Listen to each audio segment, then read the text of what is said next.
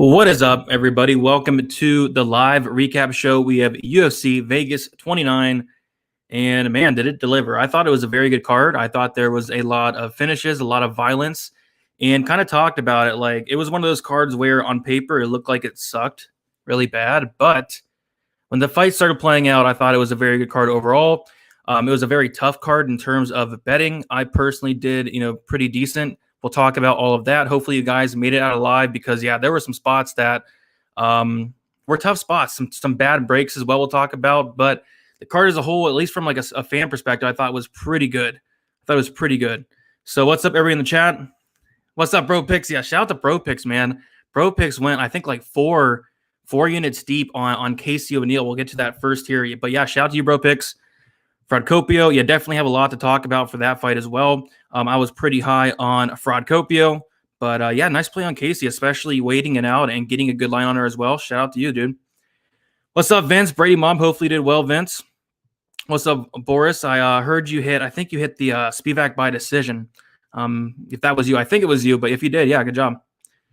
Morning, evening, lads. And in Procopio's defense, she looked good in the first. Yeah, we'll definitely talk about that. Have a lot to talk about that in the fight. Man, you called that a Linux Spivak fight perfectly. Yeah, I thought I read it good. I did not bet the Spivak decision prop like I talked about, but still, called it there.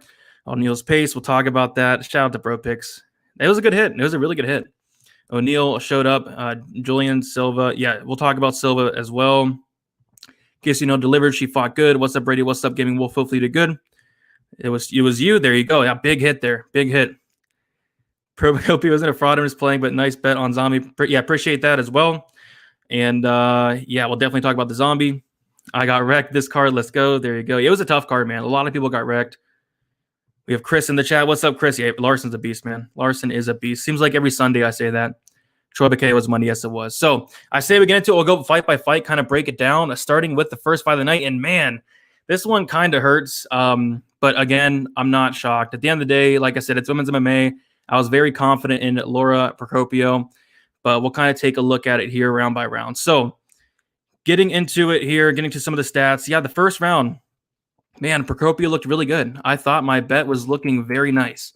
I thought, everything played out like I saw on tape. I thought that Procopio was the much better striker. She was hitting O'Neill clean. O'Neill's striking defense looked pretty horrible. She was, snapping her head back with some shots. She was stuffing the takedowns of Casey O'Neill as well. Procopio looked really strong. And then all of a sudden, I don't know what happened in that second round. Early in that second round, she basically just falls over. Looks like she gave up in that second round. And I was like, as soon as that happened, I'm like, it's over. Like, she gassed out in the first 4.5 minutes, 5 minutes of that fight. And it's weird because we haven't really seen her gas out that bad before. Against Carol Hosa in a fight where she landed 165 significant strikes, yes, she slowed down, but she did not gas out to that extent. So that shocked me right there. And then you hear a corner talking. I guess she was having menstrual cramps or she was sick or something. So that could have been, playing a part. But yeah, in the second round, it looked like she, straight up quit. She literally just, fell down, flopped to her back. And I knew at that point it was over. And then once you hear him talking in the corners, talking about menstrual cramps, I did not factor that into my pick. I guess I should have looked into the menstrual cramps a little bit more. But yeah, I mean, you can't take anything away from Casey O'Neill, though. I thought she looked fantastic. I do think she's the real deal. I still do think she's green, but she's 23 years old. Fix that striking defense up a little bit, and she's going to be a problem. Her grappling's legit. She went out there and she submitted a black belt in Procopio. Almost called her Fraudcopio. A black belt in Procopio, which impressive. So I got to give O'Neill props. I think she has some serious upside. And Procopio is not a bad fighter. I think it was just one of those nights where, maybe she maybe was sick a little bit. Maybe she was having some cramps. Maybe that was bothering her. But shout out to O'Neill. Shout out to the people who were on O'Neill because not many were. Procopio was, one of the most popular plays out there. And we saw that money line get bet all the way up to -170, -180. I got her at -121. So I kind of felt good about that. But it didn't come through. It didn't come through. So that's fine. Took a L to start the night. It is what it is. At the end of the day, you can't be too shocked. It's women's MMA. It was looking good until it wasn't, but it is what it is. So what do you guys think about that fight? Man, it was a weird fight. It was a weird fight. So many underdog robberies. We'll talk about some potential robberies. But yeah, that was impressive by O'Neill getting that submission. What is up, this wildlife? How you doing? Good to see Zombie back 100%. Well, I was right on my lock of the night. No one was happy with yesterday. I was pretty happy with yesterday. We'll talk about that in a little bit. I caught Vera at minus 135 after round one. There you go. I saw him at minus 150, and that's kind of what you got to do. Wait after the round one. Vera always takes round one off, it seems like. One of my best nights ever betting, but I got destroyed on DK lineups. If Grant or Ige won, it would have been my best ever. Yeah, I did really good in the betting aspect, but as far as the DK did not do so well, just based off the fact we'll talk about in a little bit. Ricky Glenn. Yep, it'll get you. It'll get you. Uncle Weezy was right. It was an ass shaving event for real. I escaped with a small profit, but dang, yeah, a lot of people did indeed get their ass shaved for sure. I would have killed this card if I would have faded myself. Might have to implement that strategy moving forward. I won't be fading O'Neal ever again. Always bet on them cakes. There you go, Dan. She got awarded her brown belt today. Good. I mean, yeah, her grappling looked phenomenal. I mean, she was a purple belt going out there and looking that good against a black belt. Even though Procopio was extremely gassed and having problems, still is impressive. O'Neal, a strong girl on top, and yeah, she said her stomach was in pain. She wanted to stop. Yeah, she kind of seemed like she quit in there, but it is what it is. General in the chat, what's up, General? Hopefully you did good. She gave me cramps. Yeah, she gave me cramps as well. This dude going all over the pass card to understand all of the angles or to be a better on his Sunday. Love it. Hit the like. Appreciate that, Vince. Yeah, if you guys can hit the like, that'd be sweet. And I will be going over, taking an early look to the next card pretty soon here with Uncle Weezy on Pub Sports Radio if you guys want to hang out after that as well. All right. So we'll get to the next fight. So that was that. Bad start to the night, which is fine because it does get better. But we have Ricky Glenn versus Joaquim Silva, and this was a tough fight to call. A very tough fight to call because, for one, we haven't seen Ricky Glenn in 3 years, just about. We haven't seen Silva in 2 years. Silva looked phenomenal on the scales. Had no interest in betting him, but he was kind of a popular play this week. A lot of people did bet him. His line got, I think, to like minus 130, minus 140. And, I mean, not much to say here. Silva went in reckless, and Ricky Glenn clipped him. And that's that. I mean, it was a shocker to me because that was Ricky Glenn's first knockout in the UFC ever, which kind of sucked because I did not have much of him at all on DK, so that killed me because he scored 140 points. I mean, it's not something you see Ricky Glenn doing. But, yeah, shout out to him. I mean, he's back. He's back, and he looked good. He got the knockout over Silva. It is what it is. I picked Silva. I got that wrong. I did not bet it. No bets for me on that one. I was really looking at the under in that fight. I ended up passing, but I saw it at like plus 195. Ended up passing because of the durability of Glenn. And I didn't think Glenn was much of a finisher. But he got it. He got it done in that first round. So that was that. Kind of a shock to me. If I was really not expecting Glenn to knock him out. But yeah, shout out to Glenn. Got it done. So yeah, started out the night 0-2. 0-2. So yeah, really bad start to the night. But again, it does get better. A lot of people on Ige, glad I stick with Zombie due to the competition level difference. Yep, the competition level was huge. I remember somebody on one of my live streams was just talking about, saying, who has Zombie beat? I was like, dude, what are you talking about? What's up, Brady? Just had one bet on Vera versus Grant decision. Nice. I was paying like 1.9. Al 57 got back 104. There you go. So about $50 profit. But yeah, not the biggest card, to be honest. That Korean guy is a beast. Yes, he is. Lima, no luck on his side. Vera, yes, sir. Lima destroyed all my parlays. Yeah, I mean, wasn't really a parlay card, although I did hit a Hail Mary. We'll talk about that soon. Anderson Silva, the forever GOAT. Yeah, that was impressive. I've got so many stats for this week's show. Can't wait to break it down with you. Yes, sir. I can't wait as well. I think there's a lot of great angles next week or this week. Can't wait to see it. Vince, the early win bonus, it is somewhat new. I think it's been like about a month or two since they've had it. Roque Martinez got robbed, and Parisian is one of the worst heavyweights I've ever seen. Did not know how to utilize his size and range at all. Speaking of that, we'll get into the fight right now. So, yeah. So, I did not have an official bet on this fight, but I did have Josh Parisian in my Hail Mary parlay at minus 135. So, I was rooting for him. And, I mean, I can see where, some would say it was a robbery. I thought it was like a close fight with, not much going on. But you just take a look at the total strikes, and it is pretty crazy. So, in round one, I gave it to Roque Martinez. He landed 84 total strikes to Parisian's 35. Parisian did outland him in terms of significant strikes, 29-26. And Roque Martinez did have 2 minutes and 40 seconds of control time. I think nobody can argue that round does go to Roque Martinez. Round 2, Josh Parisian outlands Roy Martinez in terms of significant strikes 28-9. And Parisian also had 2 minutes and 22 seconds of control. And Roy Martinez did outland Parisian 82-37 in terms of total strikes. So very close round. A lot of people gave this round to Martinez. I could be being biased, but I did give this round to Parisian. Again, it was very close. Not much really going on. But you take a look at the significant strikes, and it is Parisian 28-9. But again, the total strikes, Martinez 82-37. So pretty big difference there. And Josh Parisian did get a takedown in that fight. It looked like Martinez was like about to get a submission, which would have been funny, but that didn't happen. So I slightly gave that round to Parisian. So I personally had it 1-1 going into the third. And then round 3, I mean, yeah, again, a really sloppy round, really hard to judge this fight.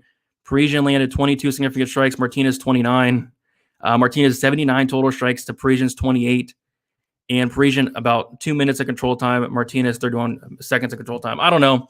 I think I might have been being biased. I would say I would go back and watch it, but I really don't want to watch this fight. But I did personally score 29-28 in favor of Parisian. But again, I was probably being biased and probably was not really paying attention to the fight because the fight was terrible. But I personally had it 29-28 for Parisian. I know everybody's going to disagree with that besides the judges. But we'll take a look at the media scorecards. And the judges scored the first round all for Martinez, which I 100% agree with. And then all 3 judges scored the second round for Parisian. And then we had 2 of the 3 judges score that third round for Parisians for a split decision. So we'll take a look at the media scores. And yeah, it's a lot of Martinez 29-28. I can definitely see it. And then a couple of 29-28s in favor of Parisian. Yeah, I mean, in terms of the total strikes, like Martinez like dominated him, but it was a close fight. It was a sloppy fight. I definitely feel for, Roque Martinez bettors because probably a good look there. Roque Martinez by decision. I saw some people on as well. Again, probably a good look, but Parisian did get it done. And I think he was kind of surprised that he won that fight, to be honest, which was interesting. But again, I mean, it was a sloppy fight. Thought it could have went either way. Went to Parisian, which was good for me, but had him in a Hail Mary. So I needed that to hit. So that was good. But I wouldn't argue if you said that Martinez won the fight 29-28. Chaos. Parisian parlay plus 130. Zombie 125. There you go. Good hit. Fading Parisian against any other heavyweights. Yeah, he's not that great. The winner of the heavyweight fight was cholesterol and diabetes. Goodness. I have no clue how he won, but I'll take it. I'm 100% with you there. Control time. I guess we expected a low-level heavyweight fight, and it over-delivered. Yeah, it was not great. It was not great. I did leave some money on the table with this fight, though, because I did really like that over 1.5. I really did like Josh Parisian, although he may have not won. And then I really did like Josh Parisian by decision. I like those 3 spots. I didn't lay any money on it officially because, again, it's a low-level heavyweight fight. I did not want to deal with it. But I did have him in the Hail Mary, which was good because that'll end up hitting. And I'll get to the other legs in a second. I bet on Parisian. I thought there was no way he won. Who knows? It was a terrible, terrible fight. I would say I would go back and watch it, but I really don't want to. All right, next we have Chaos Williams going against Matt Semmelsberger. Yeah, interesting fight here. We'll take a look at the significant strikes. I thought Semmelsberger was like really live to win this fight. If he would have just did something. Williams was leaving a ton of openings. He was very, very wild with the strikes. No striking defense from the Chaos Williams side. And Semmelsberger was just a little bit too hesitant. He wouldn't throw that many strikes at all. He outlanded in every single round. And when he did, throw his hands, he had a lot of success. It's just he did not do it enough. So Chaos Williams wins. I think a couple of the judges had it at 29-28. I think one judge had it 30-27. I do think Chaos Williams won, but man, there were a lot of openings for Semmelsberger to have some success, and I don't think he took advantage. But Williams did hurt him in that first round. I gave him that first round for sure. Next couple rounds were very close, but obviously you do got to favor Williams to get the decision there. And yeah, I mean, it was a decent fight. I thought it was fun, but I just was kind of disappointed in the Semmelsberger side, kind of with the game plan. Like, man, there were so many openings. And Chaos Williams, he has a chin though, because Chaos Williams was taking some very hard shots. He wouldn't go down. But yeah, Chaos Williams got it done and by decision. And to be honest, I thought if he won, it was going to be by knockout. But no, he won by decision. We could take a look at the decisions here. So Chaos Williams, looks like everybody had it for the most part 30-27 Williams, 29-28 Williams, and then somebody had it 29-28 Semmelsberger, which is interesting. The judges scored it 29-28, 29-28, and 30-27 in favor of Williams. Solid fight. I thought it was fun. I did pick Williams to win. I think I picked him by knockout. Wasn't expecting a decision, but I guess he got it done just based off the fact that Semmelsberger really didn't do enough. Chaos kept swinging strikes, so he was hesitant to strike back. Yeah, that was probably it. Maybe scared of that power a little bit. Felt the power from Chaos. Yep, probably a little bit hesitant. Chaos throwing more combos, froze semi. He definitely looked frozen there for the most part. But when he landed, or when he threw punches, he landed, and he landed clean. But Chaos has a chin on him. Williams took quite a lot of shots from Semmelsberger's. Yep, he did. He did, but just not enough. Just not enough.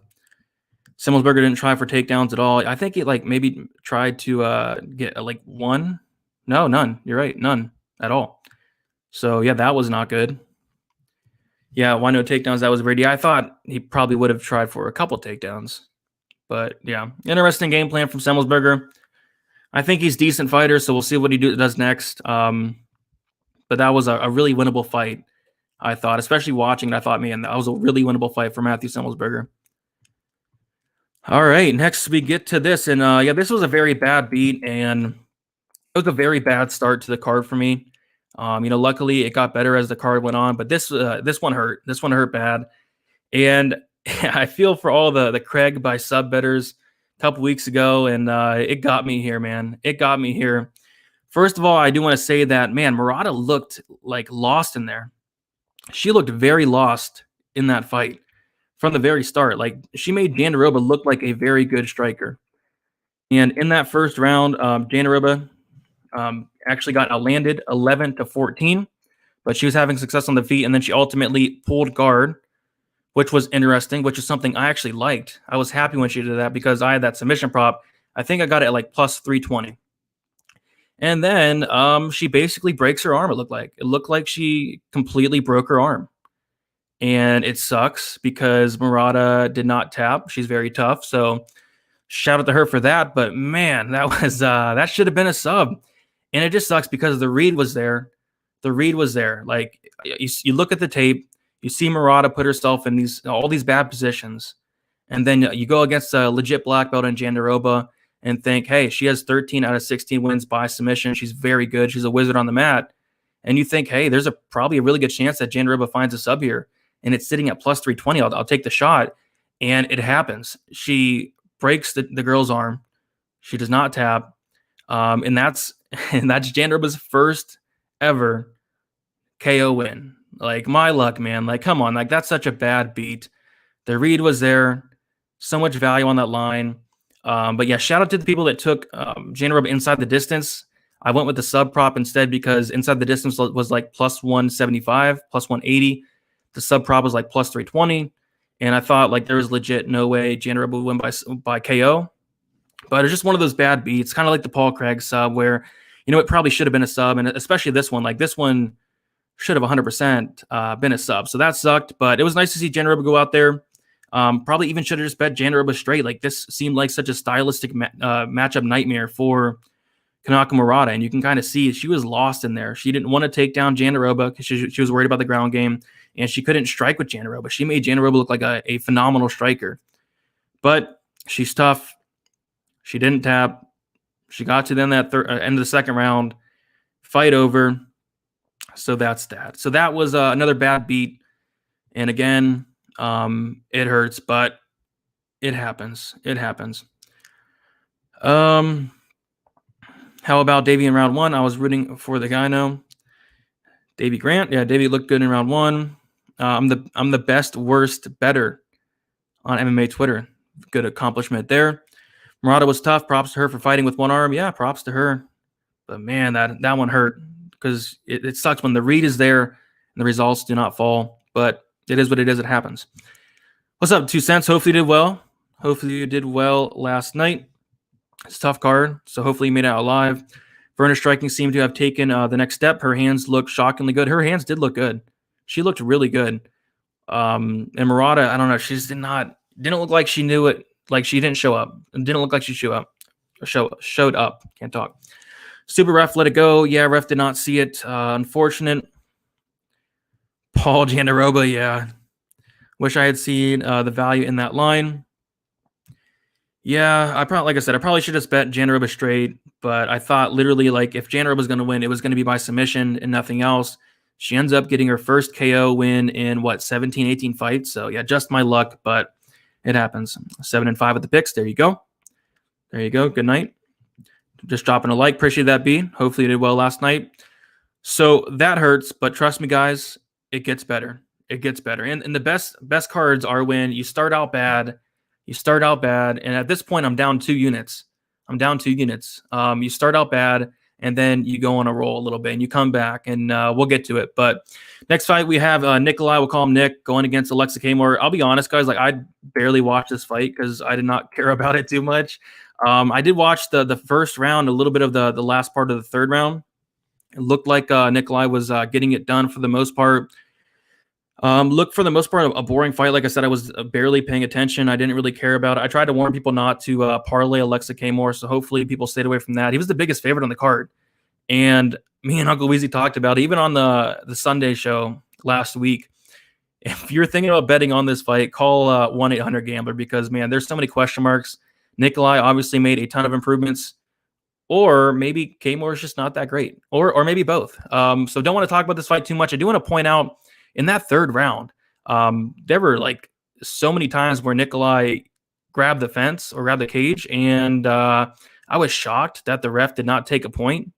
Like I was very, very shocked because he warned him and I heard it throughout the fight as well. He warned him, I don't know, 5, 6, 7 times. It seemed like maybe more than that. So for the ref to not take a point there, I definitely disagreed with. But yeah, I mean, Nikolai got it done. Biggest underdog on the card. Shout out to anybody that took a shot. I did not put my money anywhere near this fight. I never would. But yeah, I guess we'll see where Nikolai goes next. I hate breaking down his fights because I cannot pronounce his last name. So that sucks. But he got it done. Kamor busted as the biggest favorite on the card. Tough card indeed. Yeah, I mean, I was kind of shocked. Like, he had a bunch of opportunities to take a point there. Just kept warning him. Yeah, and then he's like started yelling, and then once he broke that action, I thought the point was going to be taken away, but I guess not. That dude, Nikolai, was a cheater. No respect for him. The ref should take a point. I 100% agree. This fight was another land race between a turtle and the world's fastest fish. Yeah, the fight did not look all that great to me. As someone that had bet on Nico, I was screaming at my TV on those fence grabs. Yeah, like those were bad. So that was weird, but he got it done. I'm not sure what the judges' scorecards were, like if the point deduction would have mattered or not. I'm assuming it did. 29-28, 28-20. Yeah. So, yeah, the point deduction would have mattered, it looks like. So that sucks. So, yeah, I definitely feel for anybody that did parlay Kamor or bet him straight or whatever, because, yeah, not good. Not good. MMA Genie, what's up, Brady? Great seeing you at the pub today with all the PSR brothers on Twitter. Oh, yeah. Yes, sir. There was a video, I think Mills put it out from Vegas. All right, so we'll get to the next fight here, and this is where it starts getting good. This is where my night turns around. Matt Brown versus Diego Lima. Kind of a lackluster first round where, in terms of significant strikes, I believe Matt Brown outlanded Lima in that first round. It was very close. So first round, Matt Brown outlanded Lima 15-12. Of course, Lima was working those leg kicks. Looks like he was doing a lot of damage with those. And then round 2 comes along, a little bit more competitive, 12-11 in the significant strikes. And then boom. Matt Brown flatlines Diego Lima, giving Diego Lima his 5th knockout loss. And this was something I talked about, me and Weezy talked about on our Sunday show. Like, both these guys get finished a ton. They combined for a total of 18 career losses by finish, now 19. So you're giving me the under 2.5 at plus 135. So I took that shot, and ultimately that's where the hot streak kind of starts is with that with that violence bet here, and it definitely did deliver. It was a little bit of a sweat. Honestly, I wasn't feeling great about it going to the second round. Kind of a low-paced fight. Lima wasn't doing much in terms of, headhunting and all that, more so going towards the legs, and not much going on. So I didn't feel great about it, but all of a sudden, out of nowhere, boom, Matt Brown flatlines Diego Lima. So Matt Brown, 40 years old, still going. I thought he could have potentially retired there off of a dominant win like that, but no, he still wants to keep going. So shout out to Matt Brown. I did not pick him to win. But was I shocked he won? Absolutely not. Diego Lima, he's not great. He has no chin. 5th knockout loss. But I'm just glad somebody got finished. There. So that was big there. That was a plus 135 for the under 2.5. That was awesome. Yeah, exactly. Diego Lima with the glass chin, never trusting this guy again. Yeah, it's hard to trust him, man. The guy has no chin. There was definitely no avenging the Lima family name there.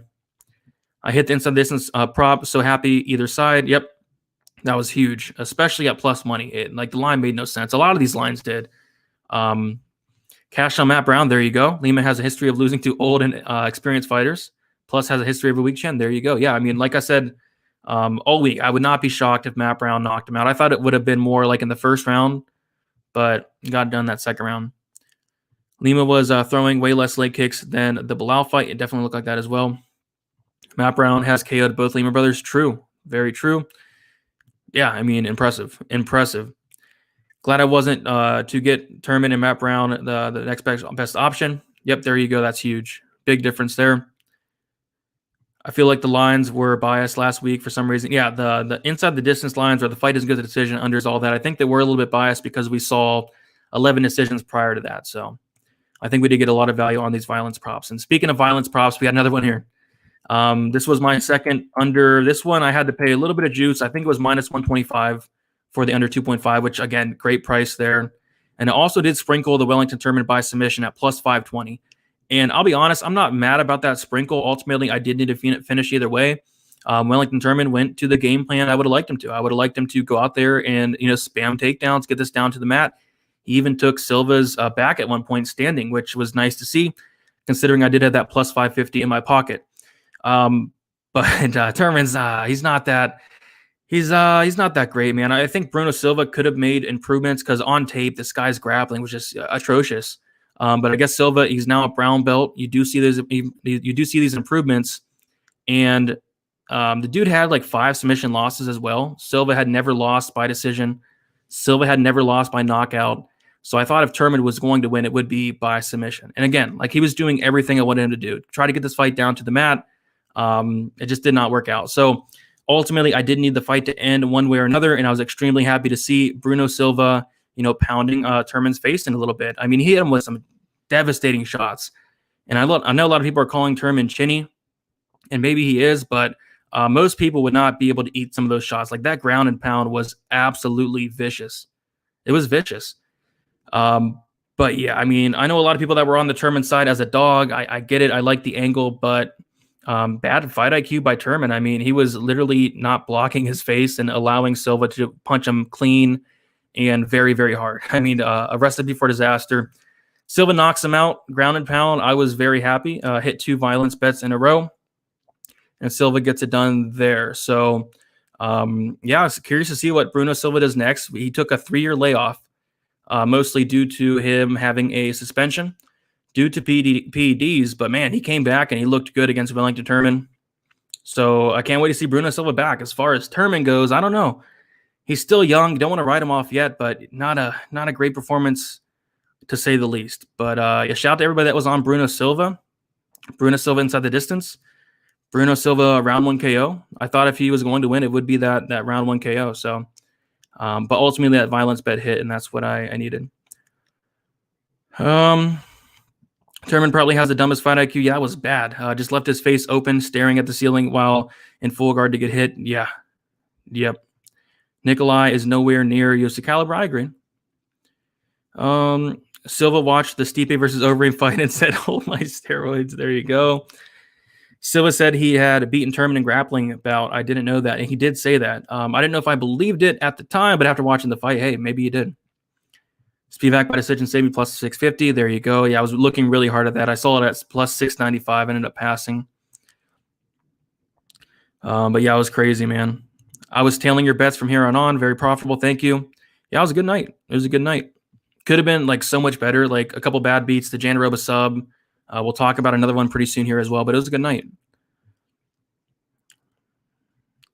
Casual alert. Grappled out. That Stipe style ground and pound. Yep. So we'll get to the next fight here. And this was my third violence bet of the night. So it was nice to hit 3 in a row here. I did leave a lot of money on the table, though. I really like Choi. The only reason I did not bet him was going to be the pressure and volume of Arosa. But Rosa is very hittable. Rosa is very, very hittable. The guy has no chin to back it up as well. Pretty clear Choi knockout. The Choi knockout prop was like plus 340. I should have pulled the trigger. I did not. Did not like the price enough. Instead, I did bet the under 2.5, which was I got it at plus 120, so missed the boat a little bit. I remember seeing it at like plus 135. So waited a little bit too long on that, but still can't complain. Plus 120 in a Julian Erosa fight to finish. Give me that all day. And yeah, it was nice to hit 3 in a row. I was pumped up, to be honest. Like that was nice, and especially seeing Choi get it done. Choi, who is somebody I'm very high on. Like you take a look at Choi, and he was absolutely fed to the wolves in his first fight in the UFC against one Movsar Evloev. And then again, he was fed to the wolves again against one Gavin Tucker, who a lot of people might be a little bit down on after the Ige knockout, but still, Gavin Tucker, very good fighter. Beats Mokhtarian, not impressive there, but beats the law and then knocks out Julian Erosa. I think this guy's legit, man. I think he's only getting better. He's working on that takedown defense, working on that ground game, and his striking is very, very good. Very good striking. Obviously has a ton of power, and he knocked out Julian Erosa in a 1 minute and 37 seconds. So that was awesome to see. I was very high on Choi. I did not bet it. I kind of missed the boat. I saw it at minus 110, ended up passing and betting the under instead. He closed around minus 140. So left a little bit of money on the table, especially with the knockout prop, because again, I was all over Choi. I was all over Choi by knockout, but did not pull the trigger. Instead, I took it safe and took the under 2.5, which is not terrible. But in hindsight, I did leave some money on the table there. But shout out to Choi for getting it done. That was awesome. That was an awesome knockout. Always fun seeing Julian Erosa get knocked out. I think that was like Julian Erosa's 5th knockout loss. That was sweet. I spammed the Choi by violence in the first and by KO. And there you go. Was the equalizer. That got my money square. Nice hit there. Very clean form on all Choi's punches. Yeah, the guy's legit. The guy is only getting better as well. Choi looked crisp. Yep, there is a big difference between Choi's fighting style and Julian Erosa's fighting style. You could see who is the much more technical fighter, and it was Choi by a mile. Choi attracting the female K-pop audience. Dude spent more time at checking his hair than the fight lasted. Yeah, he went blonde. So that was interesting to see there. Seems like when people change their hairstyles, they just have success. I don't know what it is. But yeah, we have 62 in here. Thank you for hanging out with me on a Sunday and on Father's Day. Shout out to all the dads out there. Happy Father's Day to you. I will be going live with Uncle Weezy at 7:15, so about 30 minutes on Pub Sports Radio, or 40 minutes on Pub Sports Radio. Go check it out. It's going to be called Stat Diggers, where we take a balls deep look into this weekend's card, which is Cyril Gane going against Volkov. And me and Weezer are going to be doing a main event breakdown on Monday. It'll be out tomorrow morning, going over Cyril Gane and Volkov, which is a very good fight, a very intriguing fight. Can't wait to break it down with Weezy. All right. So this is another one that hurts, man. This one hurts. And yeah, so I say we get into it. So we'll take a look at the stats for this one. And we have, if I can pull it up here. So Marlon Vera versus Davey Grant. And we know that Marlon Vera is a notorious slow starter. We all know that. He gets outlanded by Davey Grant 41-30. You clearly score that round for Davey Grant, right? You clearly score for Davey Grant. Marlon Vera did not do enough whatsoever to win that round. Give it to Davey Grant. Round 2, Marlon Vera starts taking over, outlands Davey Grant 43-31. I saw some people score that round for Davy Grant. Did not necessarily agree because, man, Vera did some serious damage in that round. I think it was that second round where he landed like a 6-piece combo, all elbows, and he sliced up Grant in like 3 different places just with like a 6-piece elbow. It was amazing. So the damage, you factor that in. You factor in that Vera had some control time as well. I think that Vera did win that round, honestly, pretty clearly. But again, some people did have it for Davy Grant. I don't know if they bet on him or what, because a lot of people did bet on Grant, but I scored for Vera. And then the third round was a clear 10-8, in my opinion, for Marlon Vera. I don't think it can be argued otherwise. Marlon Vera had several opportunities to finish him on the feet, on the mat. He had that choke sunk in very deep. I don't know how he didn't finish it. But again, this one hurt. This one hurt very bad because I had Marlon Vera inside the distance. I bet it at plus 170, half a unit on that. And then I bet it at plus 180. And man, it was looking good. It was looking so good. I mean, he cut Davy Grant so bad in like 3 or 4 different spots. Grant was cut open. And Marlon Vera couldn't get the finish. And it was weird because we talked about it all week how if this fight goes to decision, there's a good chance that Marlon Vera loses because he is 1-6 in decisions. And the guy's a finisher. The guy has finished 9 out of his 10 wins by finish. And Davy Grant's never lost by decision. So factoring all that in, I thought the inside the distance was a really good spot. But Marlon Vera wins his second decision in the UFC. And Davy Grant wins or loses his first decision ever. So that was interesting. That sucked because, man, it couldn't have been any more close. Like, I thought there was multiple opportunities to finish Davy Grant, but Davy Grant's so tough. So that was a bad beat there for sure. Not mad at the inside the distance call whatsoever. I thought it had multiple opportunities to finish. But what I should have done is just played Vera straight. And I was talking about it all week. Like, I'm going to keep waiting for this line movement to come down. And towards the end of the week, it ended up going the other way in favor of Vera. Vera closed around like minus 230, minus 240. But I should have just laid the hammer down at minus 190.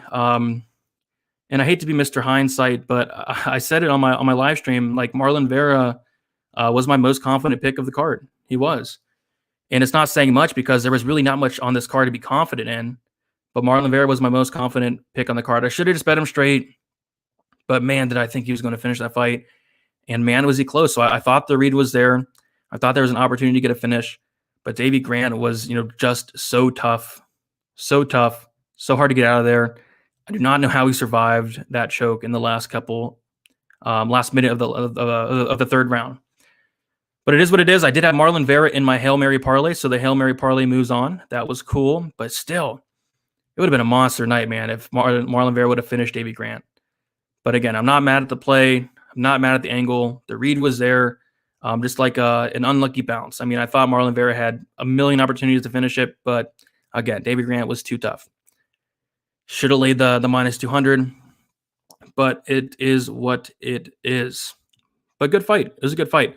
I guess we could take a look at the MMA decisions. Like I know a lot of people saw or thought that it should have been a draw or something, which I completely disagree with. I thought Vera got it done pretty easily.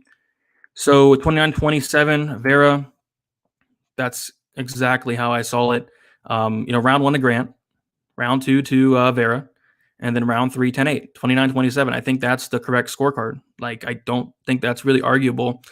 Derek clearly scores it 10-9 for Vera in the first round. Like, I don't get that. I know a lot of people were upset about that. That's kind of upsetting for sure because there's no way that Vera won that first round. Makes zero sense. 10-9 Vera in the second, and then a 10-8 in the third. I thought 30-26 was a terrible scorecard. And then Winter scores it 10-9 for Grant. I agree with that. 10-9 for Vera. I agree with that. And then a 10-9 in the third, which, again, I thought it was a clear 10-8. Take a look at the scorecards. So we had most of them score at 29-27 like me in favor of Vera. A couple 29-28, and then even some draws 28-28 there. So it was a good fight. Shout out to Vera. Like, Marlon Vera is one of my favorite fighters. The guy comes to fight. The guy's a finisher. The guy's a killer. I know a lot of people were on Davy Grant. I don't know. I mean, I kind of get the angle. Like, you're going to – like, Davy Grant's probably going to win that first round. He just needs to win that second round. then he can very well win because Marlon Vera does take that first round off quite a bit. But yeah, it was a good fight. It was a good fight. It was a war. I liked it. I'm always betting Vera. That's how you do it. You bet Vera after round 1. Grant's so tough to not tap on that rear naked choke at the end of round 3. Yeah, that was crazy, man. Yeah, that elbow exchange, I was like, WTF, that was fast and so clean. Vera impressed me there. That was nice. That was nice. I love that. And it hurt. It hurt Grant. It hurt him bad. But he's so tough. Like Headley owns saying, he's very tough. Yeah, I want the rematch too. Should we do Marlon Vera versus Davey Grant 3? Should we do that? Should we do that, guys? That'd be fun. There's a lot of first 4 fighters on this card. Yep. Jan Roba's first knockout win. Davey Grant's first decision loss. We can go on and on. It was a weird card. Put my house on Vera. There you go. I don't hate it. I should have put my house on it as well. Just kidding. But I should have bet it straight. I did. Got good odds on him. There you go. If you want good odds on Vera, just wait to bet him live after round 1. Yep, 100%. Yeah, it almost did, man. It almost did. Vera on DK was the core and optimal for the 100K contest. Yep, scored a ton, man. I had the under 2.5 both in the Brown fight, Silva fight, Choi fight, and fight doesn't go decision on the Cheeto parlay. Almost hit, man. Almost hit. David Grant was just so tough. This was a fantastic fight. I also had Vera inside the distance, and he was so close to finishing. Yeah, he was so close like many times, so that sucked, but beautiful performance. I loved it. I had him in the Hail Mary, so that was cool to see. Vera versus O'Malley rematch. Bet the house on Vera. I wonder if we'll see that fight again. So we'll get to the next fight. I mean, not much to talk about here. Spivak Oleinik kind of played out just how I thought. I thought that Spivak did not have the murderous power puncher that some of these guys that are knocking out Oleinik have. I thought that this would get extended, possibly get in the 3rd round, possibly even decision. I saw the plus 695 there. I passed on it, but that was the read. That was the angle. And yeah, Spivak is just, he doesn't have that power. Like, that's how Oleinik's losing. He's losing to guys that have power. Guys like Walt Harris, guys like Overeem, guys like Chris Dawkins, guys like that. And Spivak is just not a power puncher. He is a grappler. He's a wrestler. He wants to get this fight down to the mat. And you can't really do that to Oleinik. But yeah, weird fight, kind of a boring fight. The fight doesn't go to decision, was literally like minus 650 in this fight. So if you played the fight goes to decision, even like the over 1.5 was an angle I was looking at. Because yeah, like under 1.5 in this fight was like minus 160, which was just crazy. Because yeah, Spivak's not much of a power puncher, and that's how you're going to beat Oleinik. But Spivak got it done. I guess we'll take a look at the stats.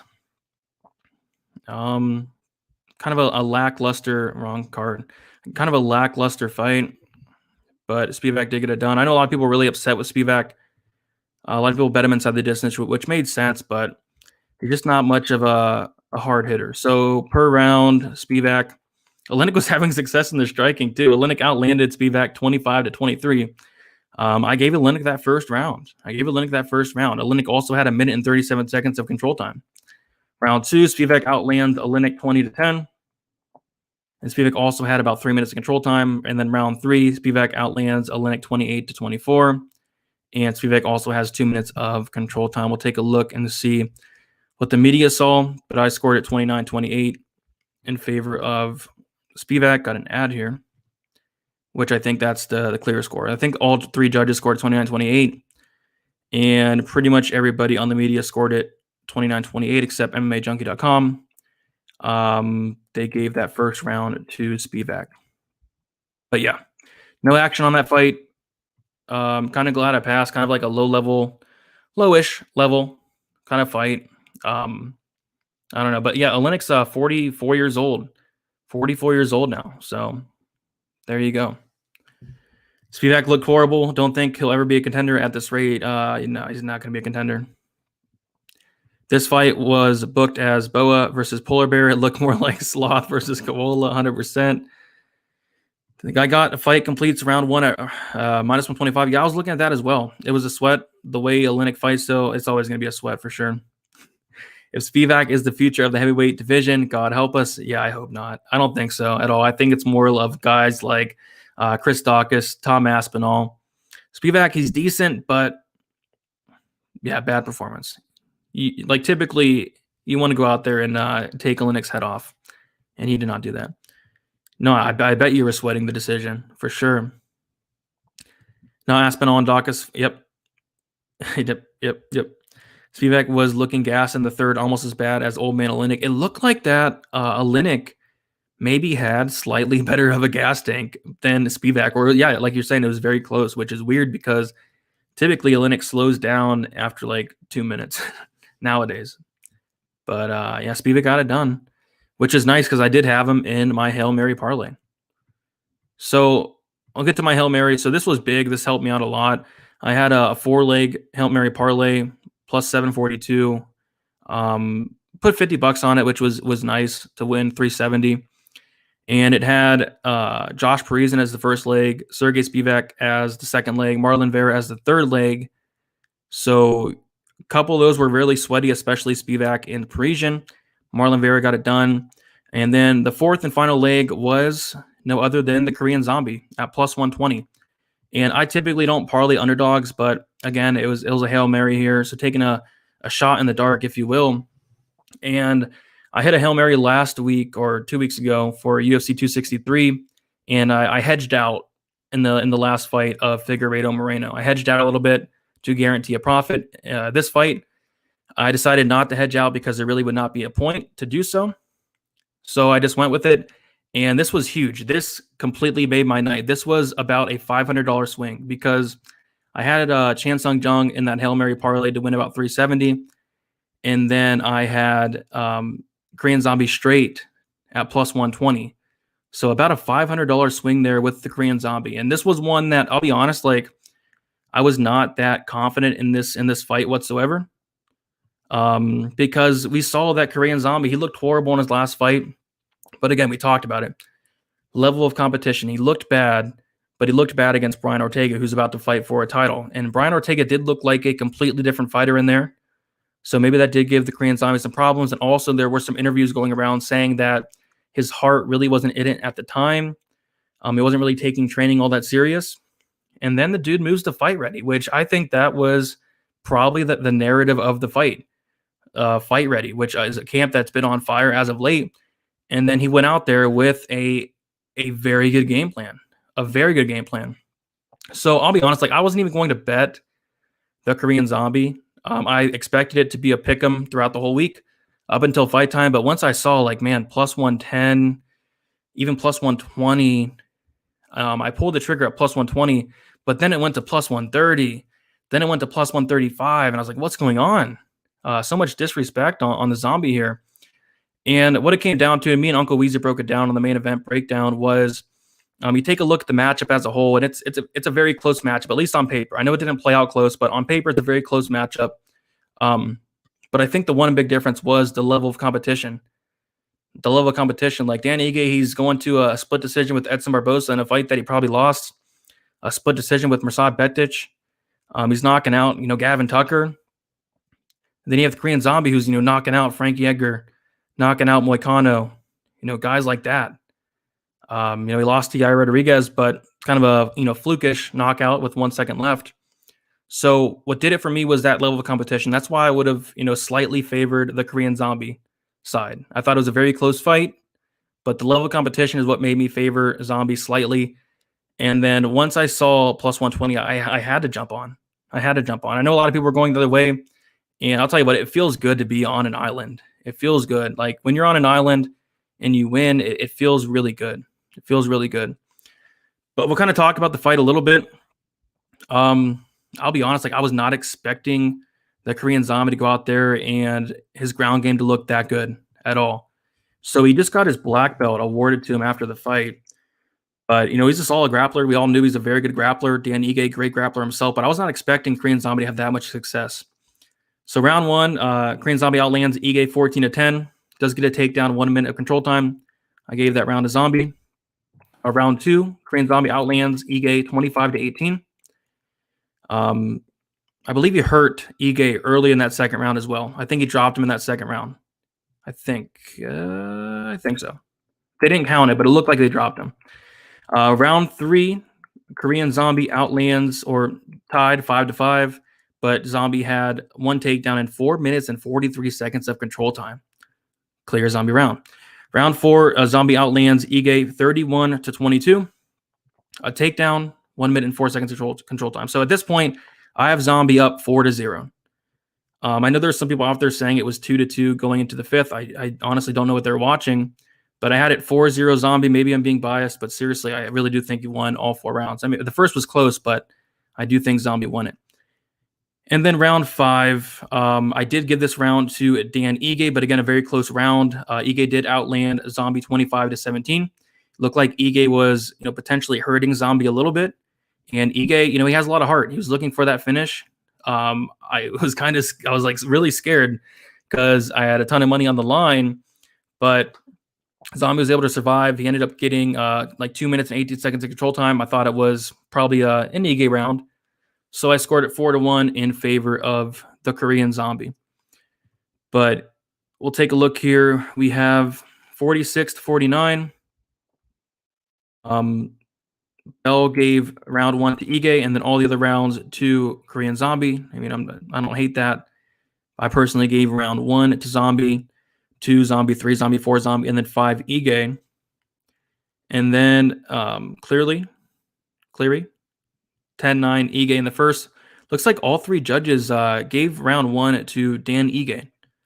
So that's interesting. And then 2 of the 3 judges gave round 5 to the Korean Zombie. So take a look at the scorecards here. All of them for Korean Zombie. 49-45, 49, a bunch of 49-46s. That's kind of how I saw it as well. A 49-47, and then a 48-47, which, I kind of disagree. I mean, maybe they gave him the first and the 5th, so I can kind of see it. But yeah, it was a masterclass performance by the Korean Zombie. I guess he answered all the questions, and I think it's very important to, not count out a fighter after one bad performance. I mean, we all did it. Well, at least I did it. I know a lot of people did as well, but a lot of people counted out Ponzinibbio after one bad performance against the Leech. He came back and he looked really good against Baeza. He looked like the same old Ponzi. And I was saying all week, like if the Korean Zombie of old shows up here, if this guy's not shot, man, he's going to look very good against Dan Ige, and he did. Because we got to remember, like, Zombie was minus 200 against Brian Ortega just one fight ago, and now he's a dog to Dan Ige. Like, it's just so seems so off. So I had to take the shot. I'm glad I did. I'll be honest, I was going to pass, but once I saw the plus 120, I had to take it. And again, it was a $500 swing for me, so that was huge. That was absolutely huge. Hit the Patreon Hail Mary. 4-legger plus 742. Only put $50 on it, but still take what you can get. Had Marlon Vera, Spivak, Parisian, and Jung at plus 120. I think that was like one of the very few times, if any, that I parlayed an underdog, and it worked out. So yeah, that was awesome to see. I mean, Zombie is one of my favorite fighters for sure, and so is Dan Ige. I like Dan Ige a lot. But there are levels to this, and I think we'll see a lot of fights on the next card, actually, where you can see that, there are levels to this. And I'm sure me and Weezy will go over it as well, but it was awesome. And you should go to bantamweight with Julio Arce. He is tiny. He looks small in there. Congrats on the Hail Mary. That line value on Zombie was absolutely ridiculous in hindsight. Yeah, like I said, hindsight it was. I personally would have lined it around a pick'em, maybe slightly into Zombie based off the experience, but plus 120, I had to take a shot there. My sub prop bet on Dan Robo went similar to the Craig one last week. Cashed on Brown and Zombie though. Yeah, bad beat there for sure. I wasn't expecting Zombie to use his wrestling like he did. There's a new wrinkle to his game that we have to watch out for. Yeah, 100%. James Krause was talking about Fight Island. It was a whole different thing in Dubai.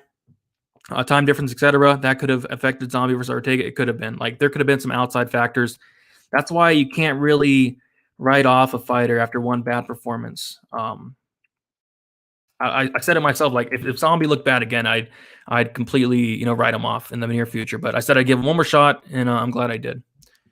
Zombie has improved his wrestling and showed in his win fighting against Ige. Yeah, I mean, I think he improved, and I think he had a really good game plan. I think the game plan was key there. The game plan was definitely key. I always bet on fighters coming out of fight ready. Yeah, the fight ready, that was key. Once I saw that, I was like, yep, I like it. Two and two said that. Some dude on Twitter, I forget his name, but I think he's one of the media members. But yeah, I don't know what some of these people are watching. Everyone crazy saying Danny Gee was out striking Zombie. No way. You look at the stats. I hope nobody said that. In the 5th round, he did though. Yeah, I don't know. It was odd to see Zombie with no stool. Yeah, a little bit. Korean Zombie's last chance for a title run. Yeah, I wonder who he's going to face next. Ariel Hawani was talking about Korean Zombie versus Max Holloway, which would be a crazy, crazy fight. But I do think Zombie's going to need to take some time off, heal up a little bit after being in this 5-round, kind of a war, if you will, kind of a one-sided fight, but still probably took a little bit of damage, especially in that 5th round.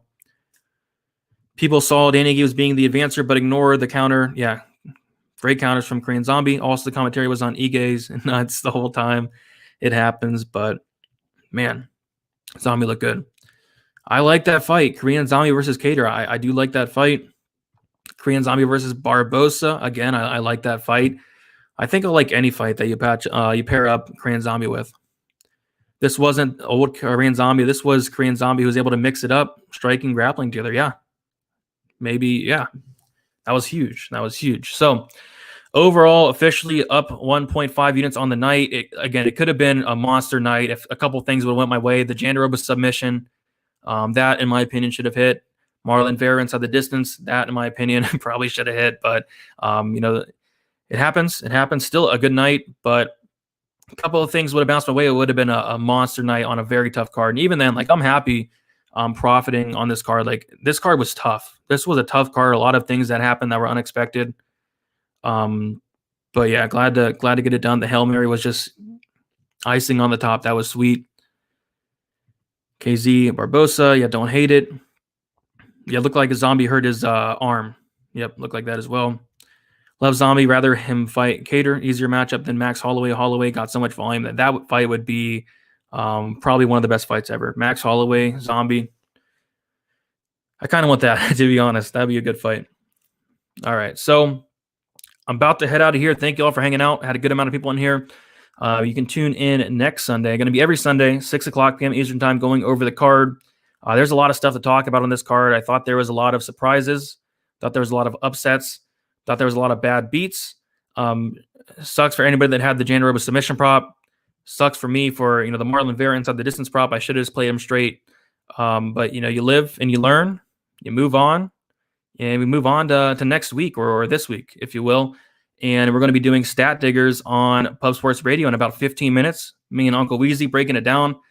We go for about 2 hours. We get really balls deep into it. We get really into it, and it helps me a ton. Like, we've only done it 2 weeks, but I've had a lot of success since we've been starting the show. Helps you see things through a different perspective. Helps you look into all the stats, and I think it's a really good show if you guys want to check it out. But yeah, again, thank you guys so much for hanging out. Congrats on the win, Brady. Thanks for the breakdowns as always. Good luck on the next one. You too as well. Hopefully you made it out alive on a very, very tough card. Spivak decision was great. Yes, indeed. I did not play it myself, but man, I didn't want to bet on that fight. But a shout out to everybody that did get the Spivak decision there. Appreciate the streams, the breakdowns. Appreciate you watching, man. Next card is a lot of good spots. Yes, sir. I do have 3 bets already. Catch you at Pub Sports. There you go. So yeah, go check out Pub Sports right now. 15 minutes. Gonna take a 15-minute break. Probably get some water. Some water in me because yeah. So thank you for hanging out. If you guys can leave a like on your way out, would be much, much appreciated. And we will see you soon. And good luck for UFC Vegas 30.